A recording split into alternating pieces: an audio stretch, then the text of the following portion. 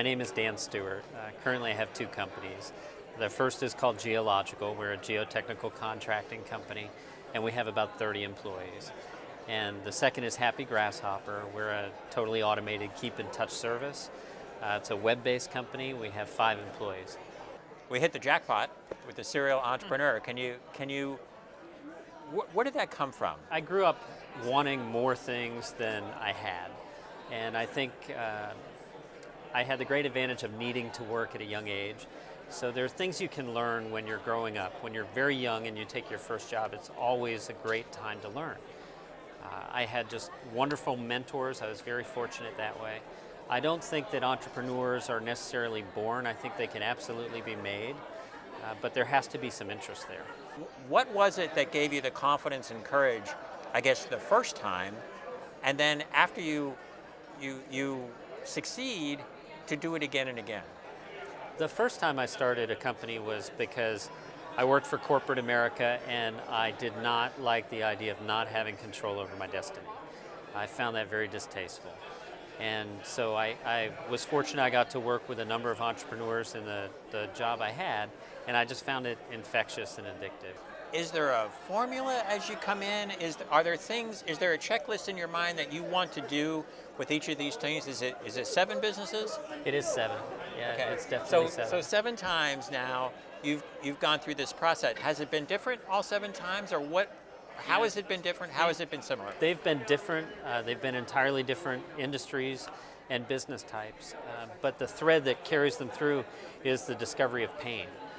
First, it was my pain. I found corporate America painful. I needed to do something else. And then it was understanding my customers' pain and finding a way to solve that. And in the process, that led to the creation of the other companies. I have a question here to ask entrepreneurs. Were you an expert in your field? And if you've had 7 companies in 7 different areas, I guess the answer is you haven't been, but that, I guess, doesn't matter. I think the expertise of being an entrepreneur is being willing to try to do something to solve a problem. And that's what I'd consider myself expert in. So understanding the market, and that's something that I guess even successful entrepreneurs, when they look back, they think, I don't know if I spent enough time on that. I don't know if I really delved into the market, did the market research, understood the market, defined it, and then created a product to meet that. So where are you in that process, and how important are answering all of those questions? Well, I think it's a very fluid process. The market is plastic. It's always changing. And if you do a good job of really loving your customers and they share their feedback with you, it gives you a really direct line of input and data that you know what to do with your company. So that's been our approach. We haven't relied on market research firms or data trends other than the trends that come directly from what our customers are doing. Are they buying more? Are they buying less? What qualities define them as a consumer, and where are they located? Those are the things we look at. You're here at Inc. You may have been here many other times in your lifetime. This is our 3rd time. That's great. Congratulations. Thank you. But it's a celebration of growth. It's a celebration of success in a way. But growth and size can also hide some mistakes or cover up some errors.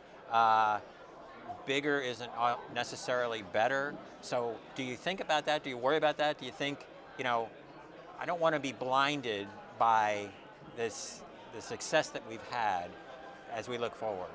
I'm aware there's a trend where an entrepreneur has some success and they think they can be successful at anything. And yes, I've started 7 companies, but not all of them have been successful. I've made plenty of mistakes. Now I just try to make them more quickly.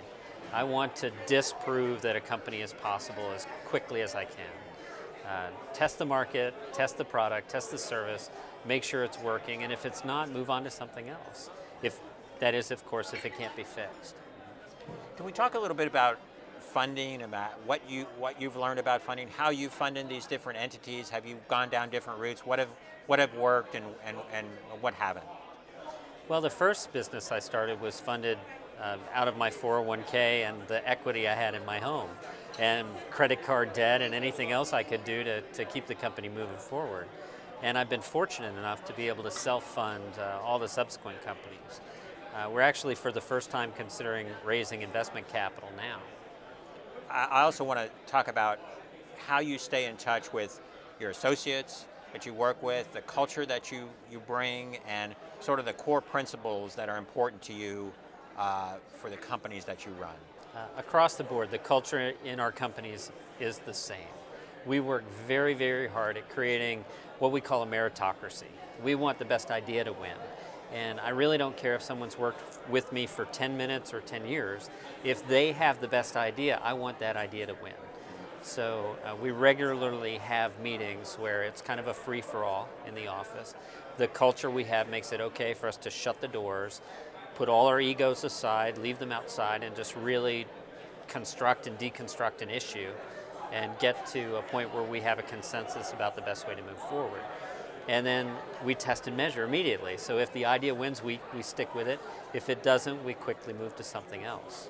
And so that system depends on finding really great people, the right people. So how does that process start? What do you look for? I think the world is full of outstanding people who really need an opportunity. And when you create a company that has that culture, the people who work within it bring you more great people all the time.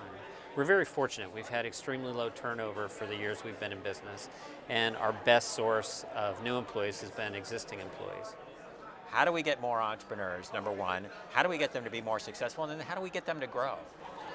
I think there's a lot of mystery surrounding what it takes to become an entrepreneur, and I really don't think there needs to be.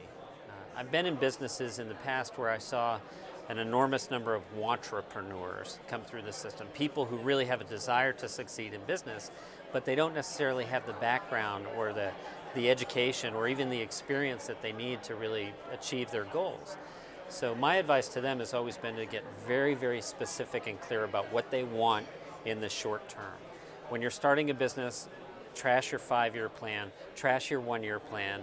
You're looking at 90 days being your lifespan, and the goal every day needs to be to add more customers to your company's revenue. So what can you do every single day when you wake up to grow revenue? That's how you grow fast. That's what it takes. You've got to have that amount of focus and just be absolutely clear that that's what's going to happen. But for somebody that, again, is toiling in that office, in that cubicle, to say,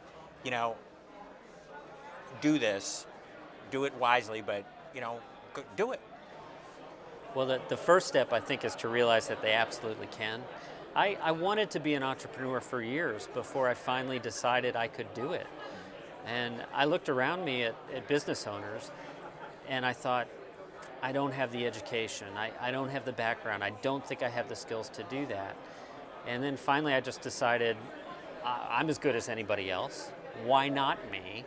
And I tried, and you know what happens, when you try, you've got a chance. If you don't try, you don't have a chance. So, absolutely, there's nothing different, really, when it comes right down to it. Education is great, desire is probably a lot more important. Your financial position may be great, but desire can often open a lot of doors that money can't. When you look at your companies now, do you see what's there? Do you have a chance to sit back and say what you've accomplished, what you've built, or do you see what's not there? We do both. We spend a lot of time making sure that we're expressing appreciation to our team members for helping us achieve the things that we are. So we're very positive from that perspective.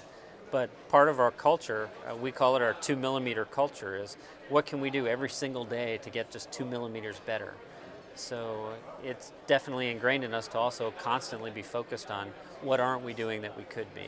How can we be better? What can I do right now that's going to make a positive impact for our customers? And your dreams have taken you a long way. I mean, where are you now? What's on your mind now? And how do you keep your edge and continue to innovate, continue to push yourself? Well, I still start every day asking myself, what is it that I really want? How can I make that happen for the people I'm privileged to work with? What can I do every single day that's going to make our customers' lives better? That's the focus, and that's something I never expect to accomplish. I'll always be focused on that. That's great. Thank you so much. Thank you, Matt. Very nice.